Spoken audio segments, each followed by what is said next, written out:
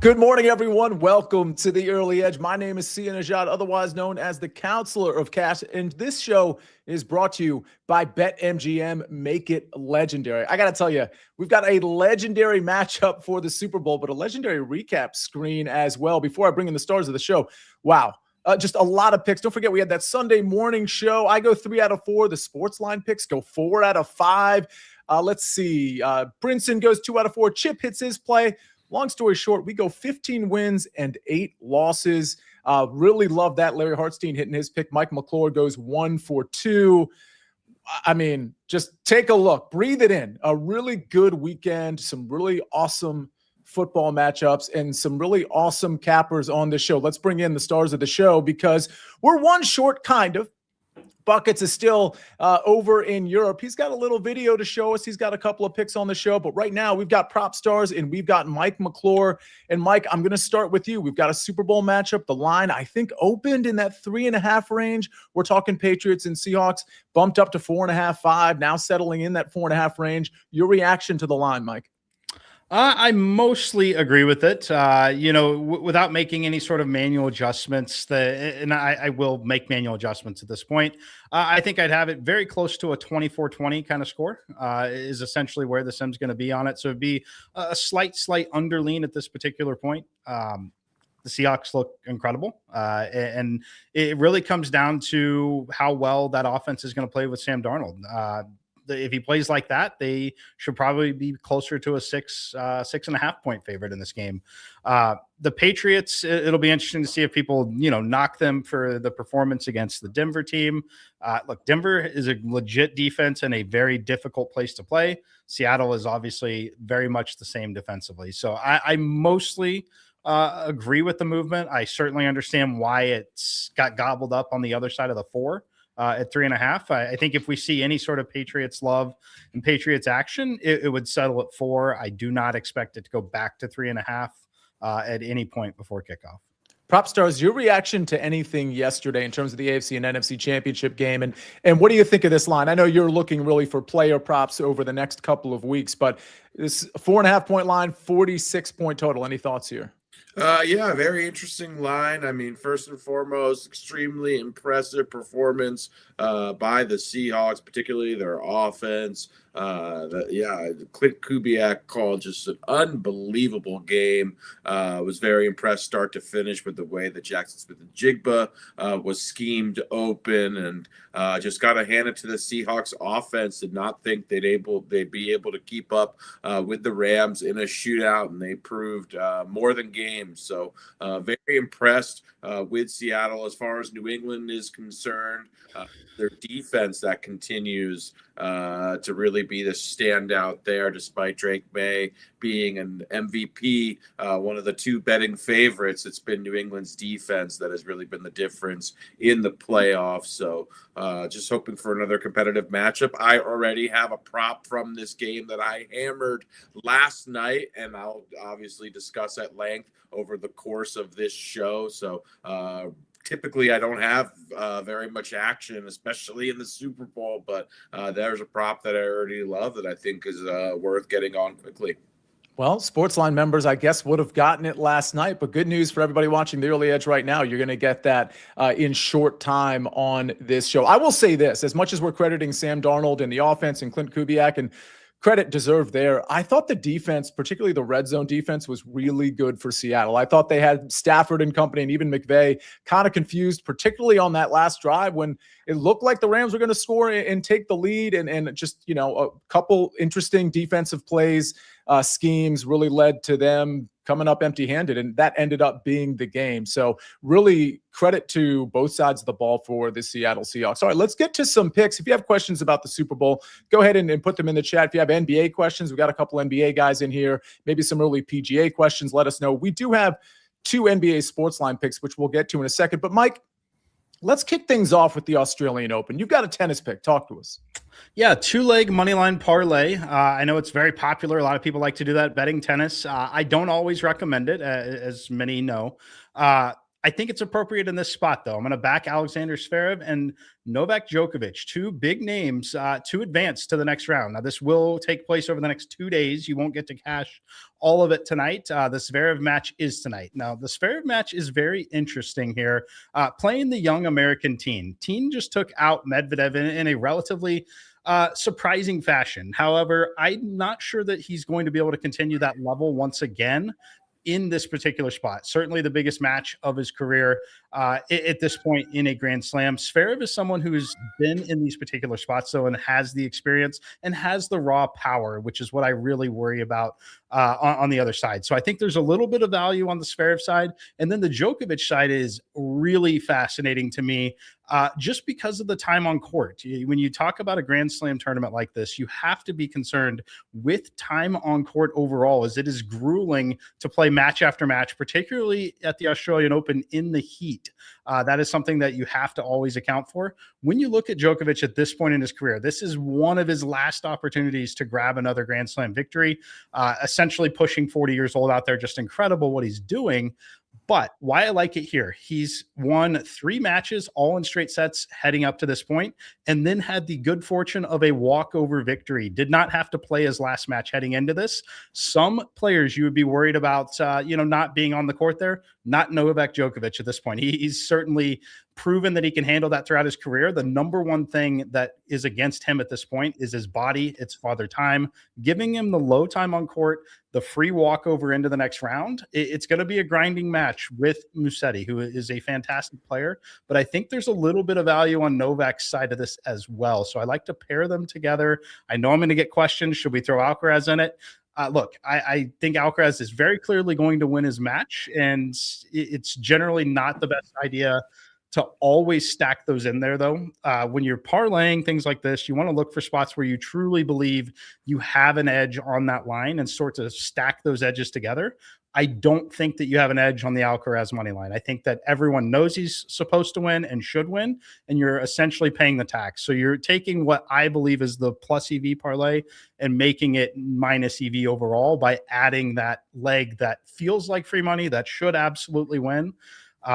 Just the math play in me. So I'm not going to be doing it. If you want to add Alcaraz in, feel free to go for it. I think Alcaraz definitely wins this match. However, the math doesn't support it. So I'm just playing Zverev, just playing Djokovic here, minus 101. All right, Zverev, Djokovic, moneyline parlay at minus 101. I'll tell you what, I think now might be a good time, Proppy. I want to get to your Super Bowl pick. I want to get to some sports line picks in the NBA today. And I've got some early, we'll call them early wedge outrights that I'm going to throw out there, kind of like I did with Bridgman last week. Again, these will be more featured on the early wedge, but if I'm going to bet something early, I'm going to tell you guys about it. And so that's what I've already done with a couple of plays at the Farmers Insurance Open. Maybe, Ben, now is a good time to get to the soccer picks. Now, Buckets has 2 soccer picks, but one of them we have via video. And I'll end up telling you what the second soccer pick is. But Ben, if you've got it, let's go ahead and cue it up right now. Guten Morgen. I'm in Austria today, and in the most Buckets way possible, I forgot snow pants and hiking boots as I tried to go up to the mountain summit. Pretty breathtaking views here. The only thing more breathtaking is that Girona team total line. That's right, I don't know how to turn it off. Girona taking on Getafe in La Liga this afternoon. Girona over 1.5 goals, 2 or more, is plus 185. Big plus numbers, at least by my standards. Girona have won 4 of their last 5. They're finally turning things around. And they're taking on a Getafe side who has lost 4 of their last 5 and who has looked absolutely terrible. Little accent coming in there for you. If you want to take the safer bet, Girona money line at minus 110 or plus 110 is where I'd put my money, but I got to go with that team total, baby. Plus 185 for 2 or more goals. Just look at that.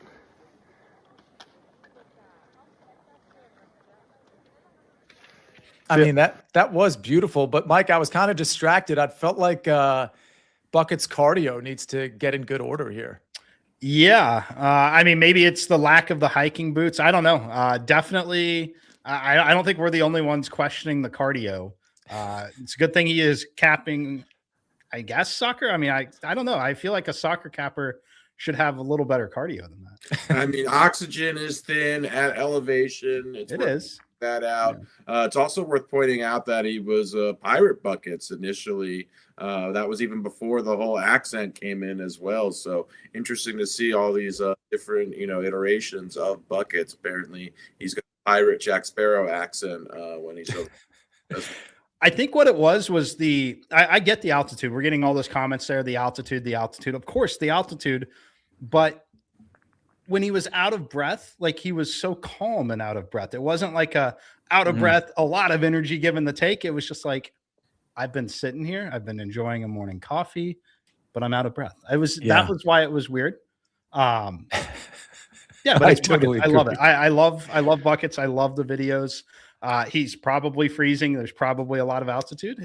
We got to give him something to improve on. So let's get some cardio. Send him that message and see if he's out running and hiking and working on that cardio on this vacation. Sawyer Layman says, dude's feet have to be freezing. Like I have experience with this. Like you'll go out in the snow, and at first, like if you have like sneakers on or something, at first it's totally fine. But as soon as the snow starts to settle in, like inside your shoe, your socks, I mean, people are dealing with that all over the East Coast. I'm not really a snow boots guy because I lived in South Florida for 17 years. So I've got snow outside and I definitely need to go shopping. So I can't really make fun of Buckets for that, but hopefully his feet are okay. One thing I will note is that he's got the Girona over 1.5 team total plus 185, but he also has Everton versus Leeds, both teams to score minus 110. Again, that's the pick he was not able to give out on video. Everton versus Leeds, both teams to score minus 110. Smash the like button for Buckets. I mean, he's all the way over there and he's making sure he gets his picks in for the early edge. You absolutely love to see it. Let's move on though. We got more picks to get through and maybe we've got some NBA questions in here, as I know we've got some afternoon games as well, but we got a couple of SportsLine picks. One courtesy of Prop Bet Guy. We've got Jock Landale over 12.5 points at minus 107. And then Bruce Marshall's going with the Minnesota Timberwolves minus 7.5 at minus 110. All right, we got to get to more picks, more questions, more comments, and we're going to do that right after this message from our partners. When you need your sports news all the time, we've got breaking news to bring to you. CBS Sports HQ gives you a snapshot of all the sports that matter to you. When you need your sports in a snap, find it on CBS Sports HQ. Streaming free anywhere you are.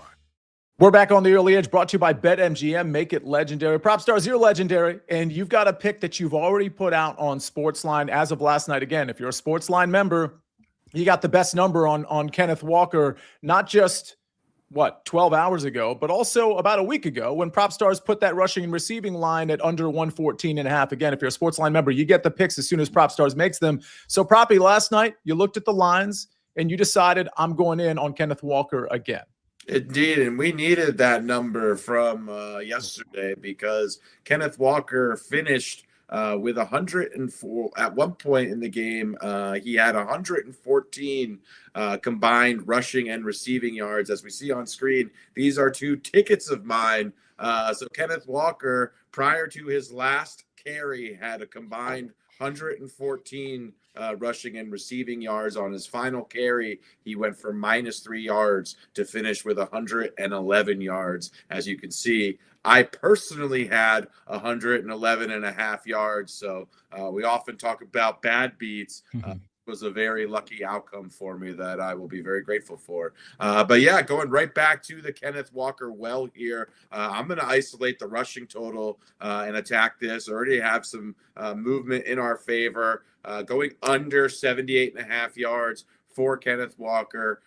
This really is this matchup against New England. If we look at New England's season-long rushing stats, they finished 16th in EPA allowed per rush, 22nd in success rate. That's very pedestrian as far as their defensive rushing metrics were concerned. However, Milton Williams, when he has been on the field, has been a true difference maker for the Patriots. In every game that he's appeared in, 12 regular season games, 3 playoff games, a single running back has yet to eclipse 58 yards versus the Patriots defense. They have been just absolutely phenomenal. In my opinion, the best run defense in the NFL when you have a healthy Milton Williams, Robert Spillane as well, a big impact player for their rush defense. And again, drastically different with and without Milton Williams on the field. So yeah, I think this is just a natural spot to continue to fade Kenneth Walker, who did played well. But again, I think it's going to be really tough sledding against this Patriots defense. Only 3 running backs all season long, top 50 yards when Milton Williams was on the field. Not a single one went over 60. So I'm fading Kenneth Walker under 78.5 rushing yards. I play this down to 74.5. All right. We'd play it down to 74.5, but we got it at 78.5 if you are our member of SportsLine. Larry Hartstein, well, he's a member of SportsLine. He is a big, huge, maybe the biggest part of SportsLine. He's in the chat, so ask him any questions you want. And Pogo Picks, I think that's Jason Pogwist. He said, have I missed Sia's humble brag on how many NFL props he's hit lately? Good news, Jason. You haven't missed it. Thanks for reminding me. Proppy, on our NFL prop show, I haven't lost in 5 weeks. Now, granted, I haven't thrown out like 3 or 4 per episode, but that's 12 in a row that I've hit on the prop show, 12 out of 13 on SportsLine. So check everybody out on SportsLine. Propstarz, you are the GOAT for sure, but there's a lot of hot cappers on there as well. So yeah, thank you for reminding me, Jason. It's been a nice run. And we had a nice run in golf last week. This leads to my pick, and then we're going to get to some of your questions as well. I've got a couple of early outrights. If you watched the early wedge last week, I did really well. We hit 3 out of 4 matchups. 2 out of 3 round matchups, and then, of course, I hit my tournament matchup from the early wedge. Went 2 for 2 on finishing positions. Those were 2 top 40s. I'm going to just dish out a couple of early outrights here. These are guys I've already put money on. They're in the long shot-ish department, but I certainly wouldn't call them like true long shots. Taylor Pendrith at plus 4,000, 40-1, and Ryan Gerard at 52-1. I'll get into more analysis on these guys. I may or may not make the early wedge. I might be traveling tomorrow. That's contingent upon snow issues. But either way, I'll probably break out more analysis later on in the week. But Taylor Pendrith, I really like for this course because what I'm looking for is a guy that can drive the ball pretty far and a guy that's pretty smooth with the short game and a guy who's got decent history here. Taylor Pendrith checks that box and Ryan Gerard checks that box. The thing about Ryan Gerard is this guy's been a machine lately. As much as I wanted to ignore him, he's been second place in each of his last 3 tournaments. I mean, the guy just turns it on. He can have a bad round and have 3 great rounds and find himself in contention. Again, has good history here, has the makeup of a guy that can make some birdies, that can be good on a tough course, that has the requisite short game. But again, a guy that's just been contending lately. So Taylor Pendrith at 40-1, Ryan Gerard at 52-1. There's plenty of other guys I'm considering. Cam Young, I'm just looking at my list right now. Jason Day, Max Homa, Austin Smotherman, who you might have remembered we were on in a round matchup against Neil Shipley last week, and Sam Stevens, who has some very good history here, specifically last year. So those are the guys that I'm considering. Mike, are you going to end up having picks for, because I know last week we had a course rotation. We kind of have a course rotation this week as well with the North and South course over at Torrey. Are you going to have plays for this one? Yes, I will be playing this one. This is kind of the exception on the course rotation and being a little more normal still, just having a North and a South and data where we play it pretty consistently. So yes, playing this one, very much looking forward to it. And then really ramping up. I believe our one and done starts this week though, right? It starts at the Waste Management. Waste Management. Okay. Yeah. Perfect. Thanks for reminding me. The early wedge one and done, if you haven't already joined, it's free. There's $5,000 on the line. And honestly, even if you're not into one and dones, it's so fun. And Splash Sports makes it so easy to do. It'll take you 2 seconds each week to just click on a player's picture and have that be your one and done guy. A lot of bragging rights on the line. Splashsports.com/wedge. Again, splashsports.com/wedge. That's how you join the contest. If you're already in the app, just search CBS Sports and CBS Sports Commish will pop up, and then you can just join the contest. Again, for free, $5,000 on the line. Mike, Ron Moore wants to know, and I don't know if you've run any of your college basketball simulations, any college basketball leans today? Yes, we will have some college basketball leans and picks actually over on CBS Sports Network here in a little bit. So definitely tune in to that.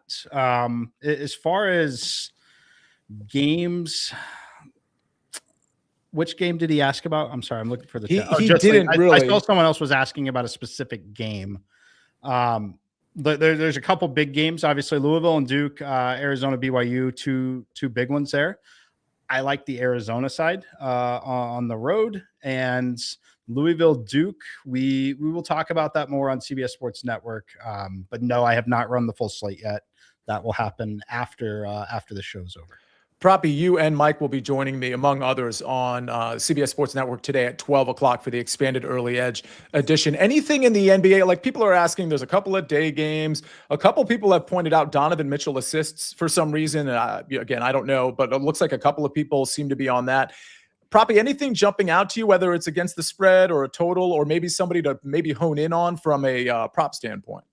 Just what caught my eye initially, Denny Avdia, his points against the Celtics, 22.5. That looks like a no number considering Avdia's role and usage on this Blazers team, who have also been competitive. I think this game projects to be competitive. So that's one I have my eye on. There was another question about Drake May, and I haven't looked at Drake May's completions prop, but it looks like it's under 20 or the line is 20.5 according to Ramo. So Ramo's saying he likes the under there. Proppy, I got to be honest with you. If anything, I kind of like the over on 20.5. Any thoughts on that? Yeah, it would be tough with this Seattle team. I think there's a strong likelihood that May is going to have to throw the football against Seattle, especially in trailing game script. I think you can throw out the last game considering the weather conditions and the environment and the defense as well. Mm-hmm. So, yeah, I wouldn't look too closely at his recent game logs to ultimately determine this number. I think this game projects to have some additional passing volume, and it makes sense. So, yeah, I wouldn't fade this number personally. I totally agree. I would be on the over here. And as much as I liked Ramondre from a volume standpoint last week, I like him from a volume standpoint this week too. I think you can find 13.5, which is kind of high, but not really a shared backfield, like I said last week. With that said, I think Ramondre is going to be kind of stuck in the mud a little bit, and Trevion for what it's worth. So I think Drake May is going to have to. He'll run a little bit too. I think he's going to have to throw it around to his pass catchers. And don't forget, Mac Hollins is in this game too. He'll have his full scope of pass catchers to go to. Mike McClure, you had something as well. Yeah, I was just going to say, if you don't like his over on completions, you should absolutely be on his over rushing attempts or over rushing yards. Because if he's not completing that many passes, that means he is very likely running for his life.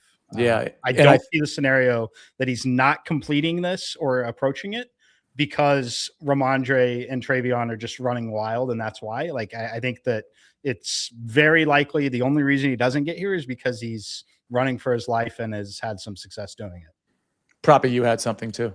Mac Hollins, a real NFL veteran. I expect him to be one of the stars of Super Bowl week. I think he'll get a lot of attention. He's a real character. So, yeah, shout out to Mac Hollins, who's had a fine career. Nice to see him finally get some flowers as well. Yeah, a couple of things. One, I almost, I looked at props. I didn't have a long time to look at props because I was already looking at golf last night after the game. But the one I ran to was Mac Hollins Propstarz in terms of his receiving yards.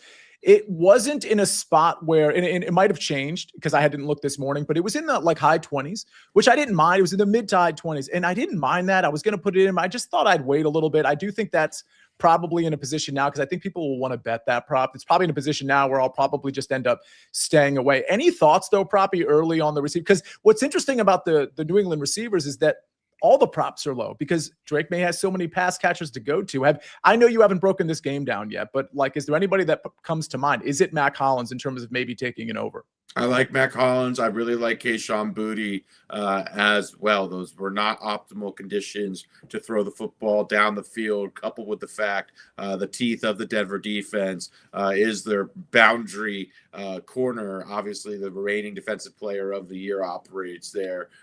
So very difficult conditions for Kayshon Boutte. Prior to that game, he had really been the number one target in this New England's offense throughout the playoffs. I've been very impressed with what I've seen from him. So considering how low the number is, these are going to be better conditions. He's a guy that I think is very interesting. All right. Let me see if we have any other questions. By the way, people are pointing out, and I think this line has gone up just in the last 12 hours or so. Drake May's rushing yards, at least Brad McDonald is seeing it at 34.5. I'm pretty sure I saw it yesterday in that 32.5 range. Yeah. It makes sense that it's gone up. I mean, to me, that's a pretty efficient number. I think he could absolutely get there because he's just going to be doing everything he can to get a yard, but it's probably a stay away for me. I think we kind of gave our thoughts on that in terms of what to expect. Mike, real quick, do you like the over there? I'm certainly not playing his under. I would say that I'm not going to play Drake May's rushing unders. I mean, there was a scenario there at the end of that game of Denver done just a little more that Drake May was going to approach 100 yards rushing. Now I know some of that was predicated on the weather and everything, but he's going to see similar pass rush in this particular spot. So it would be overs or nothing there. I think more interesting for me currently is actually Sam Darnold rushing attempts over 2.5 at plus 112. At 2.5 plus 112, needing 3, there's definitely, game on the line. He's more than capable. We've seen him take off and run a time or two. Kneel downs still count. And I think there's a high likelihood Seattle is in a great position to win this game. On a line at 2.5 at plus 112 instead of 3.5, you may only need one true rushing attempt in the game. So currently 2.5 plus 112 on Sam Darnold is an interesting look to me. If you have access, I would bet that it doesn't close at that spot.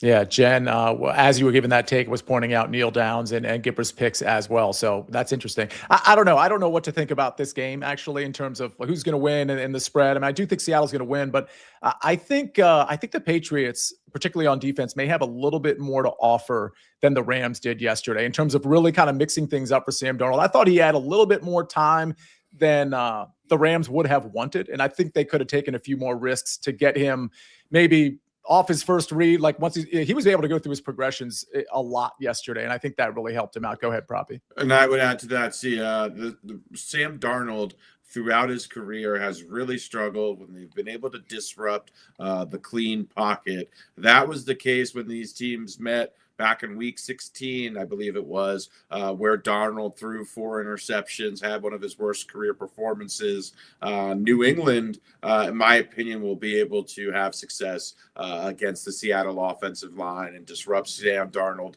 in the pocket. So the Rams defense had really cratered down the stretch and was disappointing. So I agree with you, Sia. I think this New England defense, which has been phenomenal throughout the postseason, throughout the entire playoffs, will continue to have success in the playoffs and could really make things difficult for Sam Darnold. All right, let's go to one more question. I like Seattle to own May, says Sean Betty. Fair enough. Philip Tarasis, Mike says, any look at Alex de Minor? I don't know if I'm pronouncing that right. +6 against Alcaraz. Yeah, de Minor is... he has the skill set to absolutely do it. He's from Australia. He'll have the support of the crowd. There's all sorts of reasons to want to back him. I'm not going to do it. I'm not going to get in the way of Alcaraz here personally, but yeah, I think it's a decent look. The computer, if I were to go set that matchup and run it, it would probably be pretty heavily leaning there. De Minor's been in great form. Again, home crowd, just took care of Tiafoe and Bublik in straight sets on each of them, and just dominated Bublik, just complete domination. 6'4", 6'1", 6'1", low time on court. So I get it. I just think Carlos is far and away still just on a different level. So lean there, but you're not going to talk me into playing it. All right. I think that is going to do it for the show. Way more Super Bowl talk this entire week and next week. I'm sure we'll have some special shows, but we got a special show today at 12 o'clock on CBS Sports Network where we're going to be covering NFL, but also NBA, among other things. Proppy, you're obviously going to be joining us for that. Mike, you're going to be talking for some NFL and some other stuff today at 12 o'clock on CBS Sports Network. Make sure you subscribe to the SportsLine channel because a lot of that stuff gets brought over to SportsLine as well. Let's take a look at the recap screen before we get everybody out of here. I've got an early outright plays I've already bet. Taylor Pendrith at 40-1, Ryan Gerard at 52-1. Again, shop your lines because some of these numbers are different across the I'm only going to give you lines for the major sports books, but these are different across different sports books. So try to get the best number. Again, Taylor Pendrith, Ryan Gerard, a couple of early outrights from the early wedge. Then we go to buckets plays.